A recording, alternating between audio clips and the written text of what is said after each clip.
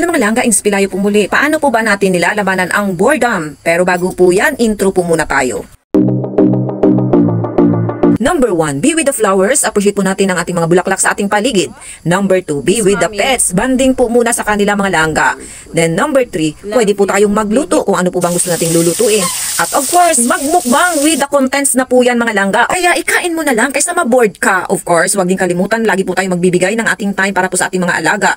Ganyan po ang ating ginagawa. Always have a great bonding po sa kanila. Then lumalabas po tayong mga langga, naglalakad po tayo and feel the nature around. At saka nagpo-fruits art din po tayo kung mayroon po tayo yung fruits sa ating hapagkainan. Number 7, ayan, mag-TikTok dance po tayo mga langga. It's a one way of exercise, kaya be fit and healthy. Number 8, mangunguha po tayo ng mga prutas sa ating mga itinanim na mga punong prutas.